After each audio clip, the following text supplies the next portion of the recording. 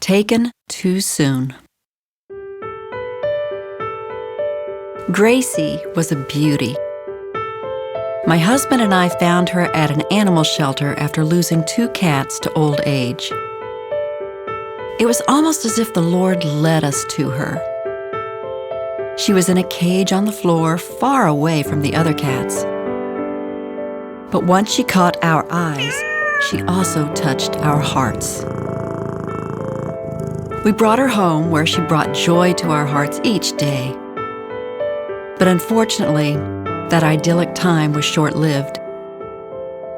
Gracie started losing weight, and the once bright, beautiful eyes became clouded and sad. Then she started to lose a lot of weight. But not because she wasn't eating. No, she was always ravenous. She just couldn't get enough food.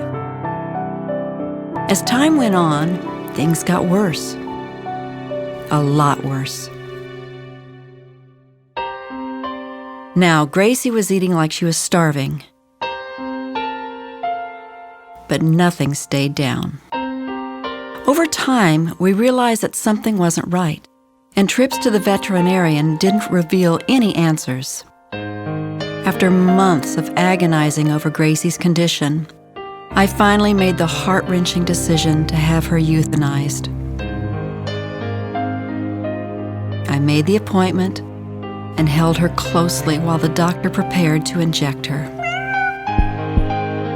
I watched her eyes close and no longer felt her heart beating against my arm, which was supporting her. She was gone. Why did God take her away so soon? Her precious life was all too short, and Tom and I were devastated.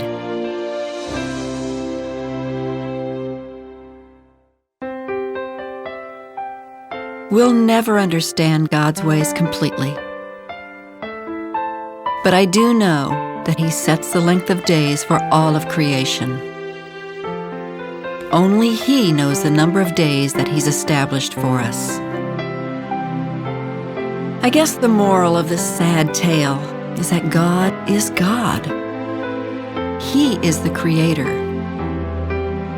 And He'll call all of His creation home at some time.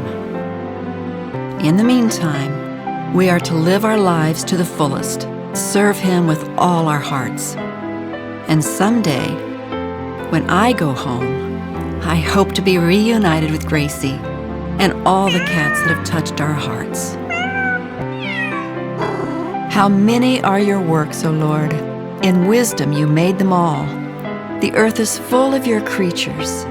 These all look to you to give them their food at the proper time. When you give it to them, they gather it up. When you open your hand, they are satisfied with good things. When you hide your face, they are terrified. When you take away their breath, they die and return to the dust. When you send your Spirit, they are created, and you renew the face of the earth. Psalm 104, verses 24, 27 through 30.